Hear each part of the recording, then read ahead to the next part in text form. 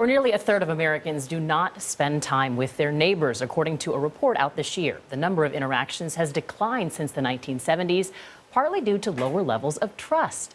Nextdoor is a new private social network trying to revitalize neighborhoods. It connects people on issues like safety, finding a babysitter, or even selling a used couch. More than 85,000 neighborhoods across the country use the free networking site. Nirav Tolia is the CEO and co-founder of Nextdoor. Good morning and thanks for joining us. Thanks for having me. So how does it work?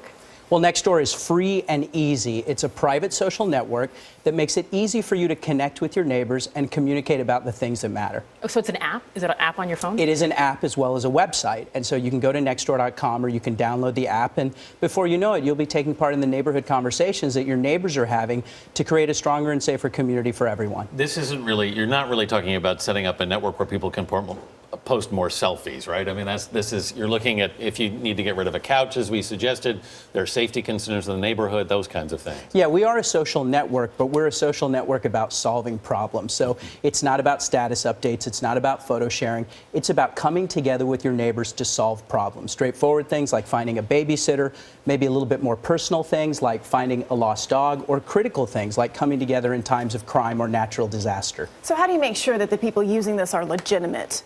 Well, Nextdoor is a private social network, and privacy to us means two things.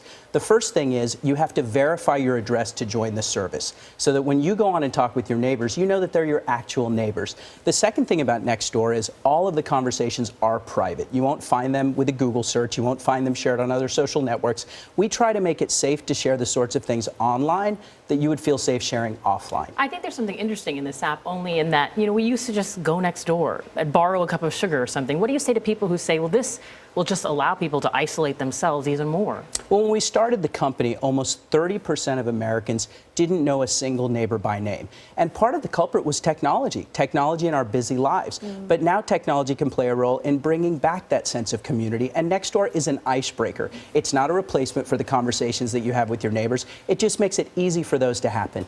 You actually are having partnerships with police departments in some communities. How does that work? One of the key use cases for Nextdoor is for neighbors to get together and create virtual neighborhood watch, a way to keep the neighborhood safer.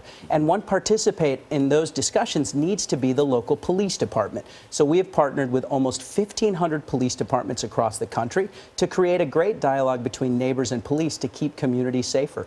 What about neighbors behaving badly, though? I mean, some of them can't be very nice to others. So can you potentially get banned from this site? And do you watch out for that kind of stuff? Well, on Nextdoor, remember, you have to use your real name and you have to verify your address. So the incentive for behaving badly is actually very, very low.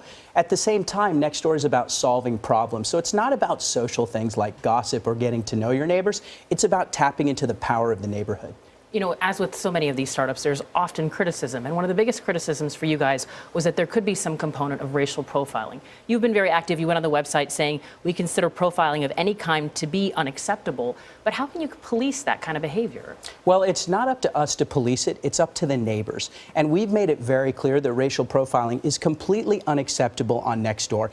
It hardly ever happens, but even one occurrence is too many. We will do everything we can to remind our members that the constructive dialogue on Nextdoor should stay civil and neighborly. And how do you make money? We don't make money today. We've been focused the last few years on creating the best member experience. But as we move forward to creating a business model, we think there's a tremendous opportunity to connect neighbors and local businesses. You talk about how you don't want these to become gossip sites. I mean, how do you prevent that? You're relying essentially on the community here to police this system themselves. Yeah, and they don't really have to police the system because the whole system is built to solve problems. It's about finding a babysitter. It's about getting rid of a used couch. It's about coming together if there are floods or fires. And so the content itself doesn't really lend itself to gossip or people being nasty. The content lends itself to people coming together and helping each other, to creating stronger and more tight-knit communities. We've heard a lot about packages being stolen from porches, around especially this time of season. How does Nextdoor help that? Well, it's a great resource for package theft and all kinds of crime information. If your package has been stolen, you can ask your neighbors if they've seen anything. If you know you're not going to be home when the package is being delivered, you can ask a trusty neighbor to take possession of that package instead of you. It's a smart idea. It's nice. I mean, you should know your neighbors. We often overlook it. I think it can be very useful. Yeah. I really do. Nirav, thank you so much for your time. Thanks for having me.